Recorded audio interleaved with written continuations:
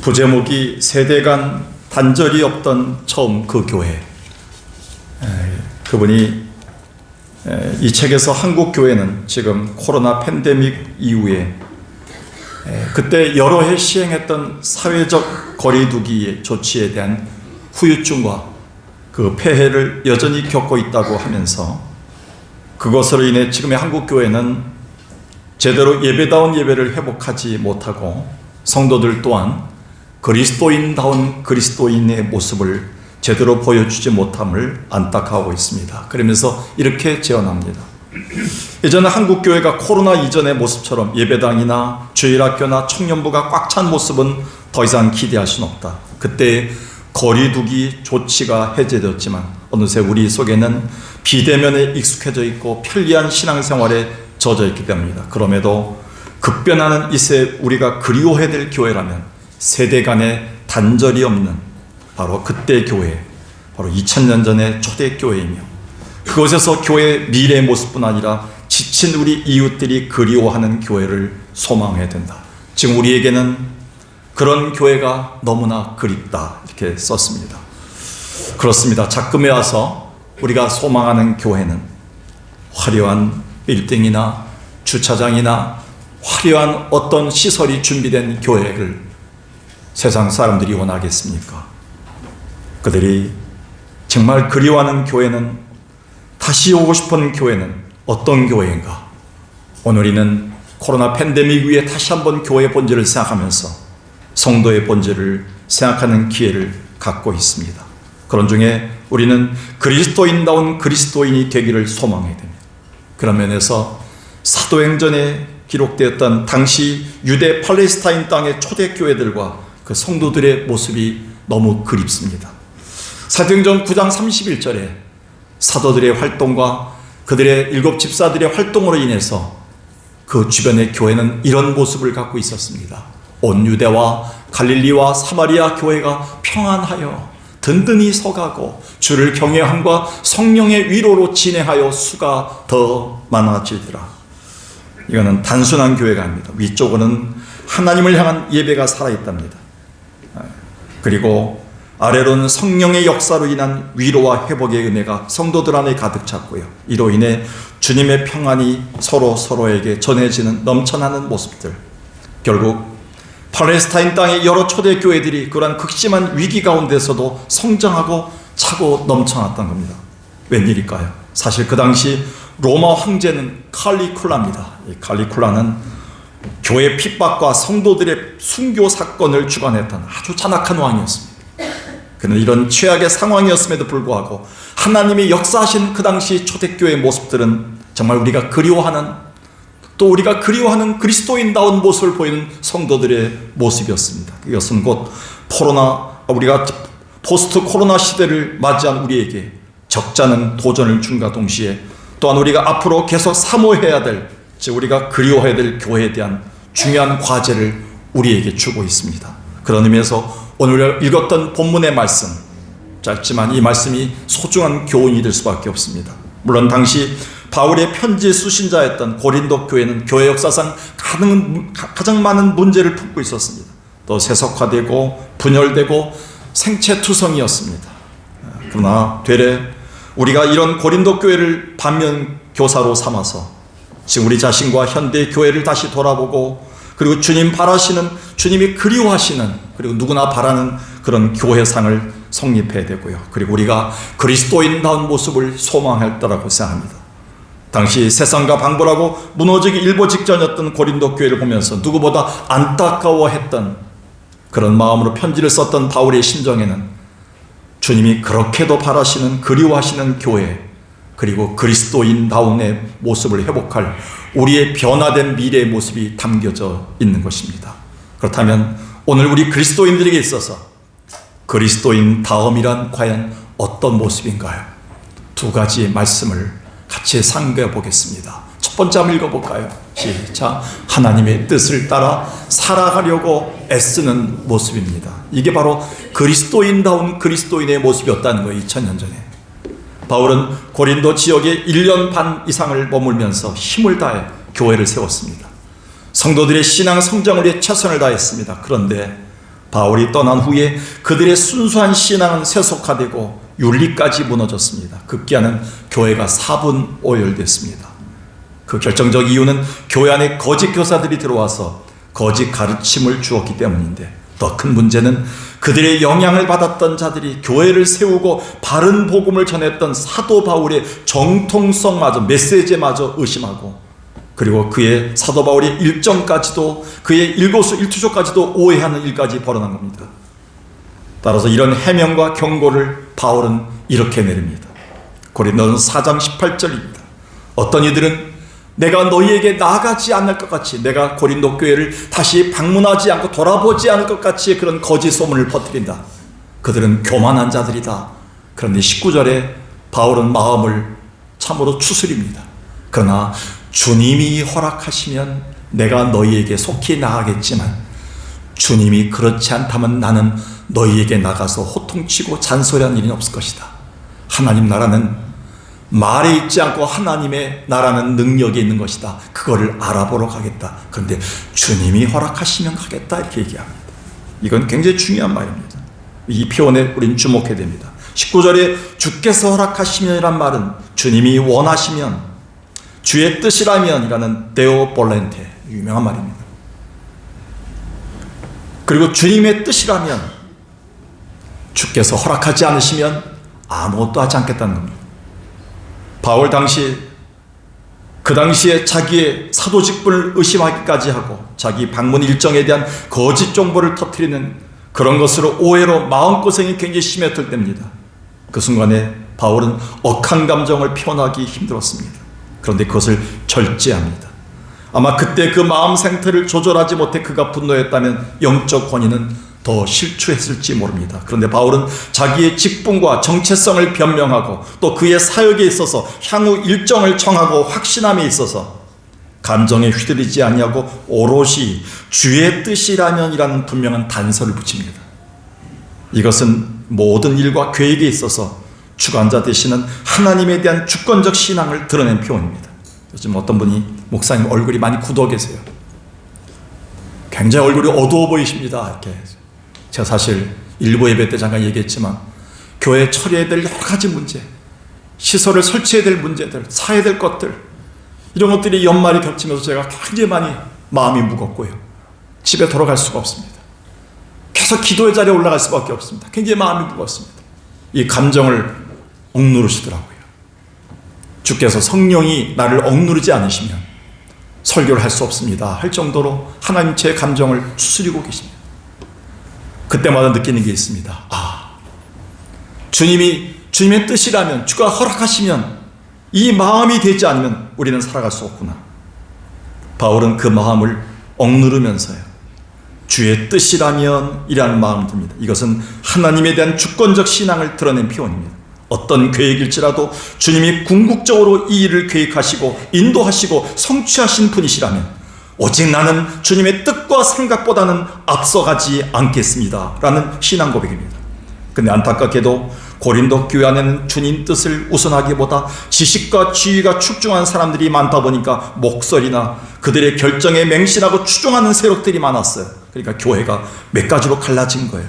1장 11절에 보니까 너희에 대한 소문이 들리는데 너희 가운데 분쟁이 있다는 소문이다.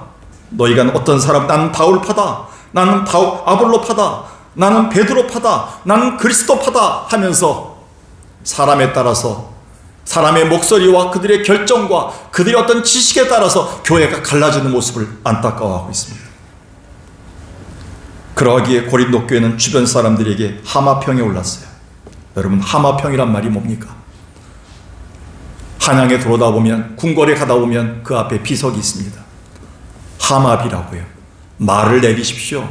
말을 타고 왔던 말을, 고삐를 하인에게 줍니다. 그리고 그 양반은 걸어서 이렇게 양반 걸음으로 들어갑니다. 그 뒤따라가는 하인들이 각자 주인들을 보면서 그 말을 잡고 하마된 말을 보면서 가면서 여러 가지 얘기를 합니다. 주인에 대한 험담을 얘기하는 거죠. 우리 주인이 월급도 안 줘. 우리 주인이 못된 놈이야. 어떻게 저럴 수가 있어. 저 뒷모습 봐. 그 하마평입니다. 하마평. 교회가 하마평에 올라간 거예요. 고린도 교회는요, 누구나 오지 못하는 교회, 올 수 없는 교회, 가고 싶지 않은 교회로 변하고 있는 거예요. 거기에 성도들도 마찬가지였습니다. 다 똑같아.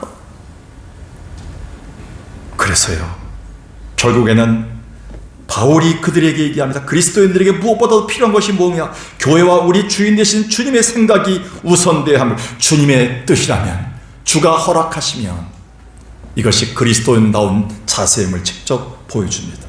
그래서 고린도전서 2장 16절에 보니까 누가 주의 마음을 알아서 주를 가르치겠느냐? 왜 목회자들의 설교가 힘듭니까? 화려한 말로, 화려한 감동으로 웃기고 사람들을 울리고 할 수도 있는데 왜 그렇게 못하고 목회자의 설교가 이렇게 딱딱하지만 힘듭니까? 그는 내 마음이 아닌 내 감정을 추스리고 주님의 마음만 전달해야 되기 때문에 힘든 거예요. 제가 수요일쯤 되면 설교에 전문이 나옵니다. 한 9장 됩니다. 그 수요일부터 금요일 밤까지 설교를 5장으로 줄입니다. 그 4장을 줄이다 보니까요, 결국 내가 하고 싶은 말들을 다 줄입니다. 결국 주님이 교회에 하고 싶은 말들만 남더라고요. 그것도 더 줄여야 돼요. 내 욕심이 들어갈 수 있기 때문에, 자칫 내 마음이 전달될 수 있기 때문에 주의 마음을 전달해야 되겠다. 그게 힘든 거예요. 바울은 우리에게 주의 뜻, 주의 마음, 주의 생각, 그것을 전달하는 것이 성도의 삶이다 라고 얘기합니다. 왜 성도들 간에 싸움이 있을까요? 왜 전도회 모임마다 목소리가 커질까요? 왜 성도들이 하나님 믿음에도 불구하고 시끄러울까요? 그 이유는 자기의 생각을 얘기하기 때문이에요. 그때마다 주님이 어떻게 생각하실까? 주님이 생각하는 마음은 무엇일까? 주님은 무엇을 기뻐하실까를 고민한다면 우리는요, 그리스도인다운 그리스도의 모습을 보일 수 있겠죠. 주님은 그런 자세를 크리스천이다 라고 얘기하셨다는 거예요. 이것은 유사한 혼란을 겪었던 빌립보 교회 또한 마찬가지였습니다. 바울의 권면에서도 나타나는데요. 빌립보서 2장 12절 14절을 보니까요, 그러므로 사랑하는 자들아, 너희가 나 있을 때보다 더욱 나 없을 때에도 항상 복종하여 두렵고 떨림으로 너희 구원을 이루라. 목사님이 볼 때나 장로님이 안 볼 때나 저 권사님이 볼 때나 안 볼 때나 너는 하나님의 일을 할 때 두렵고 떨림으로 조신하게 일을 해라. 그 이유는 뭐냐면 이 모든 일을 보고 계신 분은 하나님이고 자기의 기쁘신 뜻대로 너희를 위해 소원을 두고 행하게 하신다. 이 소원이란 말이에요. 뜻이란 말이에요. 데오란 말이에요. 데오. 토데오우. 바로 뭐냐면 하나님의 뜻이라면, 하나님의 소원이 있다, 하나님의 마음이란 뜻이에요. 우리가 하나님의 일을 하면서 원망과 시비 없이 해야 될 이유는 바로 하나님에게 하나님의 뜻대로 하기 때문에, 하나님이 원하셨던 일이기 때문에 그렇게 하라는 거예요. 그래서 그 다음 절에 14절에 보니까 원망과 시비가 없이 하라 했어요. 하나님의 일을. 근데 오늘 성도들은 그렇지 않아요. 하나님의 일을 하면서 얼마나 말이 많은지요, 얼마나 하마평이 많은지요, 얼마나 불평이 많은지요. 왜냐하면 하나님의 뜻이 들어가지 않기 때문에, 하나님의 마음을 품지 않기 때문이에요. 그리스도인은 하나님의 마음을 품은 자들이에요. 목회자들은 하나님의 마음을 가르치는 자들이에요. 그래서 힘든 거예요. 야고보 사도는 당시에 사업을 크게 성공했던 자들이 교회 안에 들어오면서 큰 소리를 냈어요. 이렇게 하면 된다. 교회는 이렇게 하면 된다. 야고보가 통치할 때 예루살렘 교회는 굉장히 힘들었어요. 그것 때문에 사업을 많이 했던 사람이 사업한 대로 되니까 되는 거예요. 죄송합니다. 우리 교회는 그런 분들이 없는데 어느 교회 가보니까요, 부녀회장들이 많이 들어온 교회들이 힘들다더라고요. 그분들이 일을 많이 한 게 많기 때문에요. 이렇게 하면 된다 큰 소리 내는 거예요. 잘 안 되는 거죠. 주님의 목소리가 나와야 되는데 자꾸 세상 사람들이 목소리와 소신이 나오는 거예요.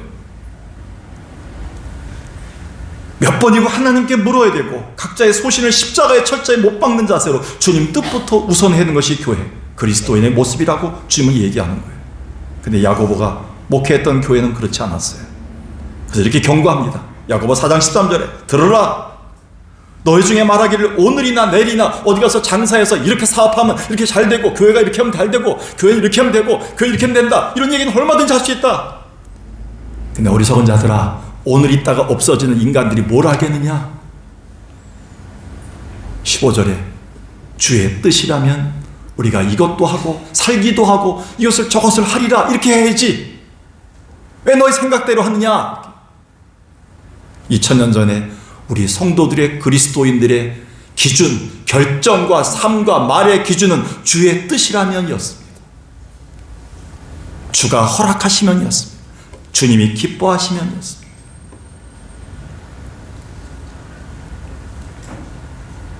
유명한 화가 미켈란젤로가 그 유명한 바티칸의 시스틴 채플 천장의 프레스코 벽화를 거의 완성할 때입니다. 몇 년 동안 했죠. 종이에다가, 화장지 같은 데다가 물감을 찍어서 톡톡 찍는 게 프레스코 벽화예요. 그 얼마나 힘들었겠습니까? 눈도 다 버렸고요, 허리도 다 망가졌고요, 천장에 매달려서 작업하면서 미켈란젤로가 얼마나 힘들었겠습니까? 하나님에 대한 믿음밖에 없었다는 겁니다. 그런데 그가 마지막 천장에서의 터치를, 손질을 마무리할 무렵에 그의 조수 중에 하나가 이렇게 물었습니다. 선생님, 이제 작품이 다 끝났나요? 이에 미켈란젤로는 자네 눈에는 끝난 것으로 보이는가? 내 눈에는 아직 끝나지 않았네, 이렇게 대답했습니다. 그런 후에도 미켈란젤로는 몇 달을 더 그 작품에 매달려서 천장에 올라가서 그렸습니다. 드디어 작업이 완성된 것으로 판단되었을 때 여전히 그는 작업 도구를 치우지 않고 계속 천장만 바라보면서 거기 머물렀습니다. 이에 조수가 또 물었습니다. 선생님, 이제 정말 다 끝나지 않았나요? 그때 미켈란젤로는 이런 유명한 대답을 남겼다고 합니다. 내 눈에는 끝났는데 주님 보시기에는 어떠실는지 모르지. 미켈란젤로는 늘 주님이 볼 때 끝, 완성, 됐다라고 할 때까지 기다렸다는 거예요. 이 미켈란젤로의 신앙이었어요. 오늘 우리가 하나님의 뜻을 따라 살아가려 애씀으로, 주의 뜻을 살려고 살핌으로 노력함으로 말미암아 그리스도인의 그리스도인담을 회복하는 자 되기를 주의 이름으로 간절히 축원합니다. 두 번째, 마지막입니다. 한번 읽어볼까요? 시작. 말보다는 하나님의 능력을 경험하면서 살아가는 모습입니다. 그리스도인의 그리스도인 다음이란 무엇인가? 말보다는 능력을 경험하는 자들을 얘기합니다. 만인의 연인이고 남성들의 우상이었던 여배우 마릴린 몰로가 있습니다. 이 사진만 봐도 참 이쁜 여자입니다. 저는 근데 제 연인은 아닙니다. 오해하지 마세요. 이 마릴린 몰로가 이런 얘기를 했어요. 어느 날, 나는 한 여성이 가질 수 있는 모든 걸 가졌습니다. 나는 젊고 아름답고 돈도 많고 사랑의 대상이 넘칩니다. 매일 수백 통의 팬레터를 받고 환호성과 박수와 명예를 받습니다. 그런데 웬일인지 지금 내 마음은 너무 공허하고 불행합니다. 뚜렷한 이유는 모르지만 나는 매일 밤 죽음을 경험하고 있습니다. 결국 그녀는 이 고민을 해결하지 못하고 1962년 36세라는 한창 나이에 나의 인생은 파장하여 문을 닫는 해수욕장과도 같다는 유언을 남기고 자살하고 말았습니다. 곧 그녀는 자신의 외적 미모로 화려한 인생을 시작해 최고의 명예와 대통령의 사랑까지 받는 부까지 올랐지만 그의 삶에 찾아오는 고독과 허망함과 절망을 이겨내거나 버틸 수 있는 능력을 얻지 못했어요. 그 어디서도 그 능력을 얻질 못해서 그는 창조주만이 주시는 능력인데 이걸 미처 알지 못하고 경험하지 못한 채 쓸쓸하게 인생을 안타깝게 마감했습니다. 그래서 어떤 사람이 얘기합니다. 믿음이 뭐냐? 믿음은 쓸쓸함과 허망함과 절망함과 괴로움과 부족함과 위기 속에서 그거를 극복하고 버텨낼 수 있는 실력이다. 저 권사님 믿음이 좋아. 새벽기도도 한 번도 안 빠지고 11조도 저렇게 많이 해. 저렇게 기도할 때 보면 큰 소리로 아주 외쳐. 목이 날마다 쉬어있어 기도해서. 그거를 믿음이 있다 없다라고 얘기하지 않습니다. 성경은 그 어떤 환경과 위기와 감정의 흔들림 속에서도 무너짐 속에서도 그걸 버텨낼 수 있는 힘, 하나님의 사람으로서 내가 용케 우아하게 버텨낼 수 있는 그 힘, 그게 능력이에요. 그 믿음이 주는 거예요. 그 주님만이 붙들어 주는 거예요. 그래서 솔로몬은 이렇게 얘기했어요. 시편 127편에서 한번 읽어볼까요? 시작. 여호와께서 집을 세워주지 않으시면 세우는 자의 수고가 헛되며 여호와께서 성을 지키지 아니하시면 파수꾼에 깨어 있음이 헛되도다. 여러분의 마음을 지킬 수 있습니까? 이 무너진 마음 지킬 수 있습니까? 저희 후배 목사님이 전화가 왔어요. 코로나 팬데믹 위에 30명 모이는 교회 3명 모여서 2년을 설교하다 보니까 지금 자기가 끝날 것 같대. 인생이 끝날 것 같고 제가 지금 주님 없으면 한강으로 가고 싶다는 거예요. 그 얘기를 처음 들었어요. 제가. 너무 힘들다는 거예요. 매주마다 기다리는 성도들이 돌아오지 않는다는 거예요. 재정은 아들이 하는 헌금밖에 없다는 거예요. 재정이.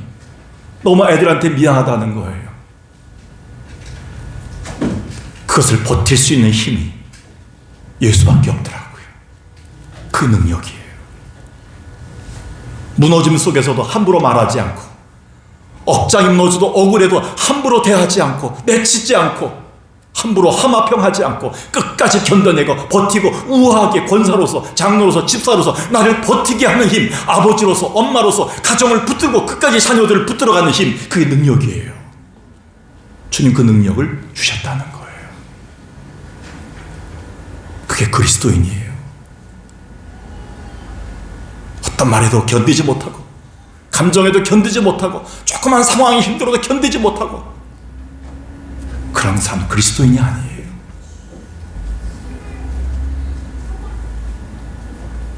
그리스도인의 능력은 다른 데 있어요. 근데 안타깝게도 고린도 교회는 말을 잘하는 사람들이 많았어요. 왜? 학식과 웅변이 뛰어난 사람들이 많았어요. 철학자들이 많았어요. 고린도서 1장 5절 보세요. 언변과 모든 지식에 풍족한 자가 많다. 너희는 철학의 도시 고린도, 엄청난 박사들과 학사들이 많이 들어왔어요. 그리고 그것뿐이 아닙니다. 나중에 7절에 가보니까 모든 영적인 은사를 받은 사람이 많았어요. 그것도 방언의 은사. 방언의 은사 뭘로 합니까? 말로 하는 거예요. 다다다다다다 하면서 막 통역의 은사 말로 하는 거예요. 예언의 은사 다 말로 하는 거예요. 얼마나 많은 말 잘하는 사람들이 많았어요. 고린도 교회는 기고만장했어요. 교만했어요. 오만망자했어요. 주님보다 앞서갔고요. 말이 많았어요. 교회 기독군, 그리고 하나님 앞에 봉사꾼이었고요. 다 말꾼들이 많았어요. 그래서 박윤선 목사님은 신학생들을 졸업시키면서 이렇게 당부하셨어요. 제발 나가서 이리저리 바쁘고 분주하고 돌아다니는 똑똑이가 되지 말라. 목사가 되면 어리석은 바보가 돼서 멍청이가 되라.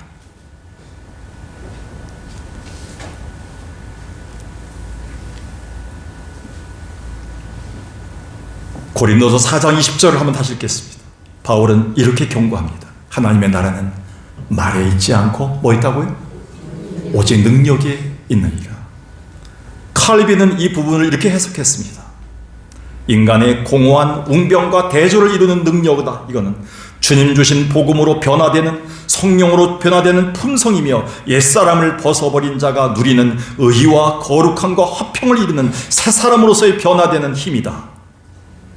복음과 성령의 힘이 각자의 삶 속에서 역사함으로 우리 신앙생활에 기도할 때에 힘을 주시고, 말씀과 순종할 때 힘을 주시고, 그리고 그 안에서 순종하는 자가 받는 그 은혜를 경험하는 힘이다.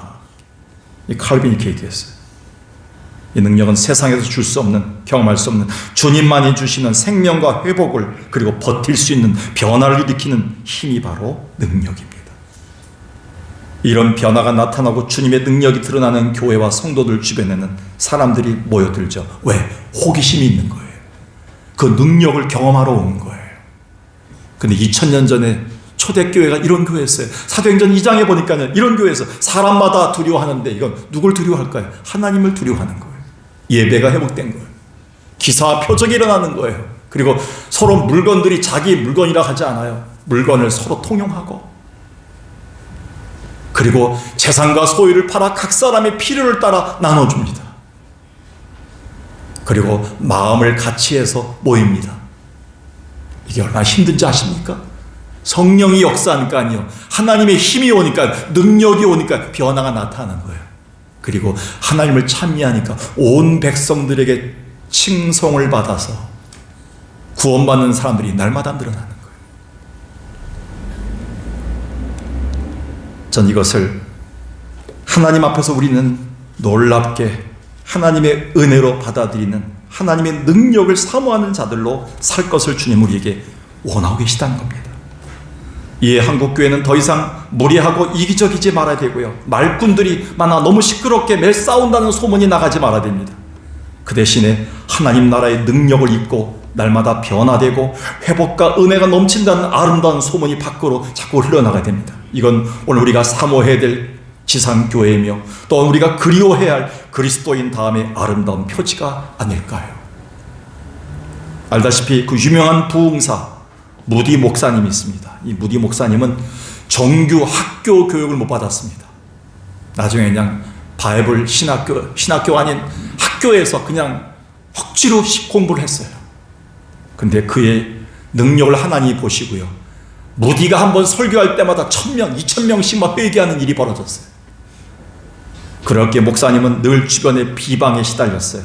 제대로 대접받지 못했어요. 왜?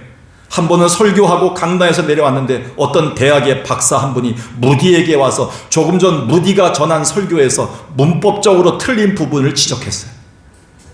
단어 사용에 있어서 부정확한 부분을 들어 지적했어요. 결국에는 자격이 없다고, 공부 못해서 그렇다고 비난했어요.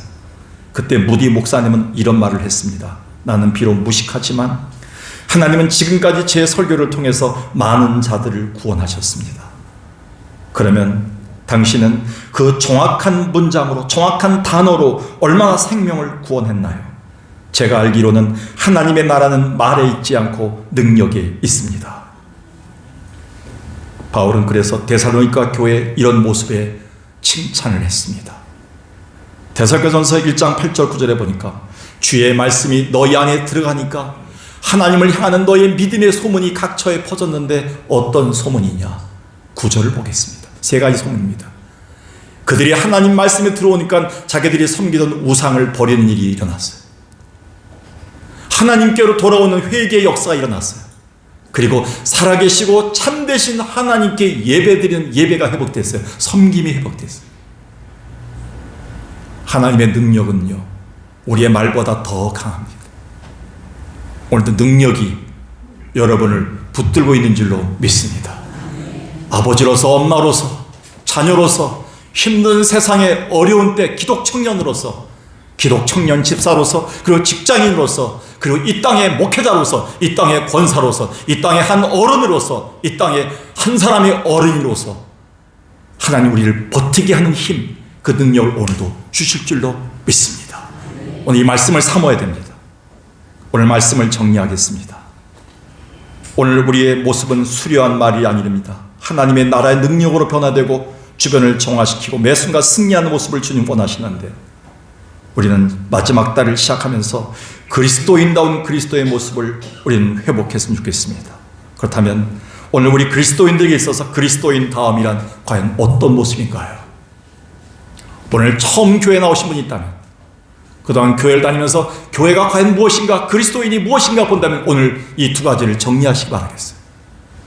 그리스도인의 참 그리스도인 다음의 모습은 두 가지입니다. 첫 번째는 하나님의 뜻을 따라 살아보려고 애쓰는 자의 모습이에요. 자기 소신을 십자가에 못 박고 자기의 생각과 계획과 자기의 그 소리를 못 박고 하나님이 어떻게 생각하실까, 주님이 어떻게 생각하실까를 고민하는 자들이에요. 두 번째는요, 말보다는 하나님의 능력을 경험하면서 살아가는 자들이에요. 오늘도 그 모습을 보여주십시오. 오늘 주님 앞에서 주님이 기뻐하시는 그리스도인 되시길 주의 이름으로 간절히 축원합니다.